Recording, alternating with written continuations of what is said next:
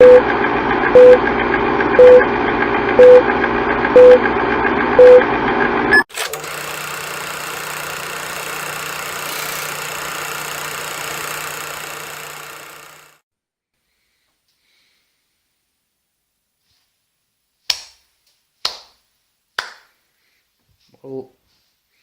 Quand je pense à quel point le film sera cache-gueule, là je vous dis bravo.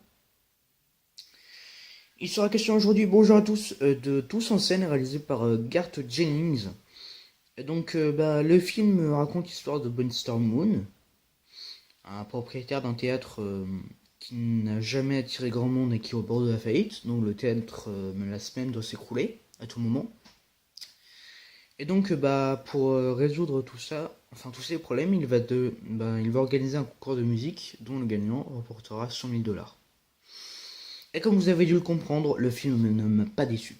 Franchement, je suis un grand fan de musique et ce film, déjà sur le ciné, il était prétendu comme un jukebox, surtout parce que le film il aura réuni pas moins de 65 musiques, mais moi, j'en ai entendu une trentaine. Voilà. Après, c'est possible que des choses fausses soient révélées dans la presse. Hein. Et donc, ce film, je vous le dis, à la fin du film, j'avais vraiment l'impression d'assister à un vrai concert. Puis je me suis rendu compte vite que j'ai été voir un film pour enfants. Parce que déjà, la salle était remplie de gosses.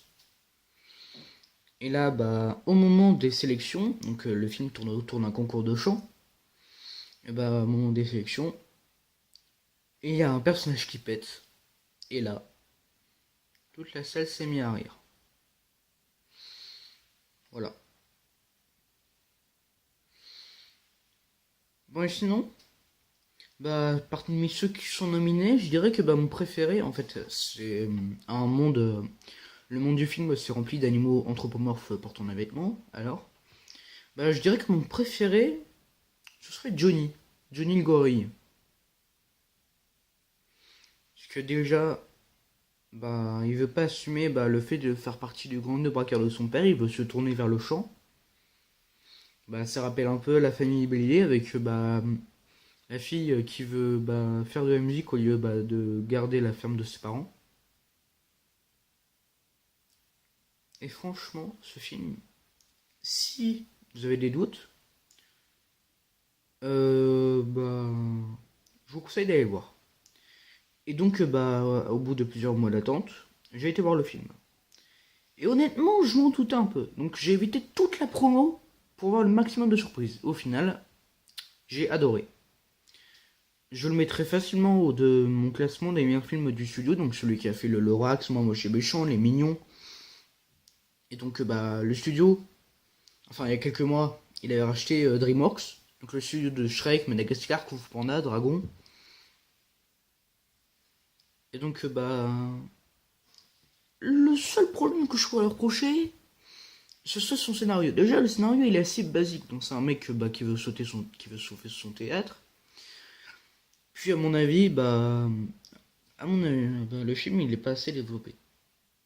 Non, mais je veux une suite, au moins une série, merde! Mais sérieux, on pourrait avoir une super série musicale ou même une suite. Non? En tout cas, moi, j'ai entendu dire qu'une suite serait prévue pour 2020.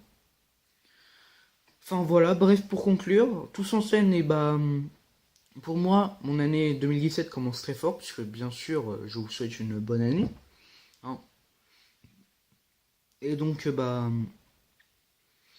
je vous invite à aller voir ce film si vous êtes fan de musique.